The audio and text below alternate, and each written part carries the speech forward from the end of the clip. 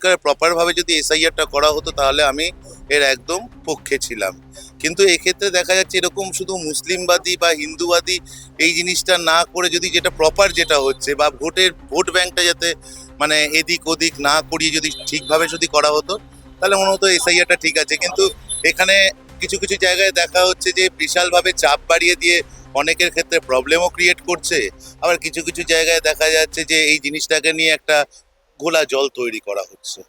সাধারণ মানুষকে অনেকটা হয়রানি করতে হয়েছে। যে আমি তো দেখেছি, আমরা যাদের ছোটবেলা থেকে দেখেছি, যারা আমাদের সাথে বড় হয়েছে কিংবা আমাদের থেকে যারা বড়, ঠিক আছে, তাদেরকে এখন প্রমাণ দিতে হবে যে আমরা এই দেশের মানে নাগরিক কি নাগরিক নয়, এটা প্রমাণ দিতে হবে। সেটা সেই জায়গায় যায়, আপনি বলুন না। আমার তো মনে হয় পুরো আমাদের দেশ জুড়লে তো সব জায়গাতেই রয়েছে, তো সব জায়গায় এসআইআরটা হচ্ছে না কেন? কিছু কিছু জায়গায় কেন পয়েন্ট আউট করা হচ্ছে? এটা তো কখনো আমাদের কাছে ক্লিয়ার হচ্ছে না। ভোটের আগেই বা কেন এগুলো করা হচ্ছে?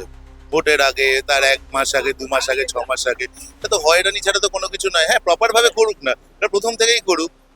হ্যাঁ, কিছু মানে এক শ্রেণীর মানুষকে হতে হলো যারা খুব ওয়ার্কিং ক্লাস, খুব লো, মানে যাদের দিন আনি দিন খাই অবস্থা, তাদেরকে অনেকটাই হতে হলো। কারণ এখানে বাইরে থেকেও কাজ করতে প্রচুর মানুষ থাকে, যাদের রুজিরুটিটা এখানে না থাকলে চলবে না, তাদেরও একটা ভীষণ হয়রানির মধ্যে পড়তে হচ্ছে। যে কোনো ভোটের ওপরে সবকিছুরই তো একটা মিলিত প্রভাব পড়া উচিত, মানে সব দিক থেকে বিবেচনা করেই একটা নতুন সরকারকে নির্বাচন করার ক্ষেত্রে তো ভাবা উচিতই, যেটা তো অবশ্যই পড়া উচিত।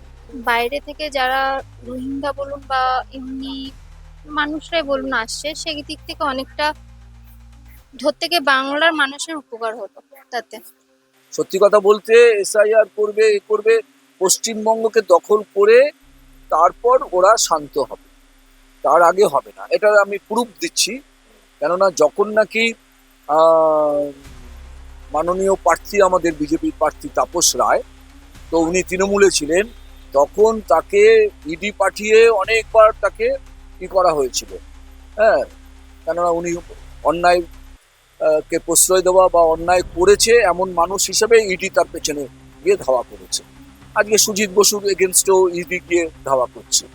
হ্যাঁ, আজকে পর্যন্ত করেছে, করেই যাচ্ছে। কেন সে এখনো তৃণমূল থেকে বিজেপিতে আসে। তো আমরা দেখতে পাচ্ছি যে বিজেপিতে তুমি যদি আসো তাহলে তোমার অনেকটাই মুকুব হয়ে যাবে।